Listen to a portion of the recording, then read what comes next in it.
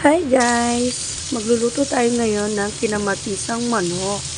Ayan, ipafry ko muna yung chicken until mag light brown siya. Alam niyo ba guys, ang kinamatisang manok dito sa Pampanga, madalas namin yan niluluto. Paborito ng mga bata yan. Yung kinamatisang manok. Ipafry ko muna yung chicken. After kong ipafry yung chicken, yan, ibabalik ta rin natin siya. Yan. Sarap yan guys, yung kinamatisang manok. Lalo na kung medyo mahanghang, may spicy siya, konti. Yan. Yan, nag-brown na. At tanggalin na natin siya.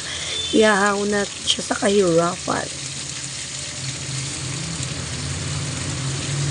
After natin siyang na-fried, gigisa natin yung bawang, sibuyas at kamatis. Lalagay ko na yung bawang, sibuyas. Gigisa lang natin siya hanggang lumabas yung aroma, yung bango ng sibuyas at bawang. Sunod natin yung kamatis. Kailangan matunaw yung kamatis. Ilagyan ko ng asin. Yan. Kailangan maano muna yung kamatis, lumabas yung katas niya. Ilalagay na natin yung pinride natin chicken. Yan. Mix lang natin siya. Gisa-gisa lang natin siya sa kamatis.